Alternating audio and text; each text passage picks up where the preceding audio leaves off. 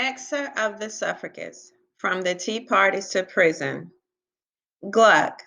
Before the prison part, can you describe more what happened with the picketing where you harassed while you were picketing? Kettler. We were terribly harassed. There were always men and women standing out there harassing us and throwing some pretty bad insults and pretty obscene ones. Gluck. The women too? Kettler. The women weren't obscene, but the men were quite obscene. During this period, somebody shot right through the open windows of the little White House of the headquarters. Could have killed any woman that happened to be in their right position for it. And we couldn't get police protection. We just couldn't get it.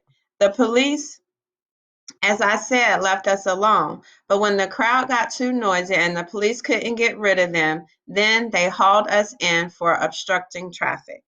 Gluck. How large a crowd would gather every day? Kettler. I don't remember, but it seemed pretty big to me. Gluck. Of the people passing by, were they all hostile? Did you get any support? Kettler. We had some support, but you took your life in your hands. If any of the bystanders supported us, they could be beaten by the rest of the crowd. Gluck. How did you handle the bystanders? Did you just ignore them? Kettler. We just ignored them. These were our instructions. Just absolutely pay no attention to them. Then, towards the end, I know they started throwing stuff at the women. We had no police protection whatever, absolutely none. The only protection we had, laughter, was given when we were arrested and when we were protected, laughter. Gluck, how did you feel about all of this? Were you pretty frightened? Kettler, oh, I was brave. My goodness, I was fighting for a cause. I didn't pay attention to them. Gluck, how did it work? Did the four people stand there all day, or did someone come and Kettler, I don't remember. We probably must have had shifts. I don't think that they were there all day. I think we were there so many hours. We did have shifts.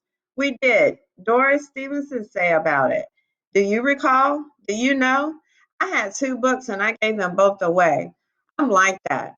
When I value a thing very much, I value a friendship. I give what I value. Later in the interview, Gluck. So you were picketing a couple days then before the arrest? Kettler.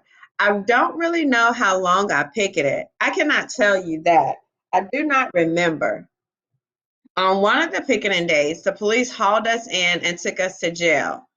Gluck. When you were arrested, were the four of you in one van when they took you off? Kettler.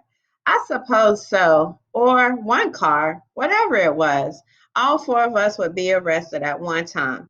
Immediately, the lawyer or somebody was sent to the city jail to bond us out, to bail us out. Gluck. So you weren't really in jail very long when you were first arrested. Kettler. No, we were probably there an hour. We were bailed out right away, then appeared in court. Gluck. How long did you have to wait for your trial to come up then? Kettler. I don't remember, but it wasn't very long. After all, the NWP, had to board us, and that cost money. But they really got a lot of money. They got a lot of contributions. Gluck. Once you knew you were going to be in jail then, how did you feel? Kettler. I already knew.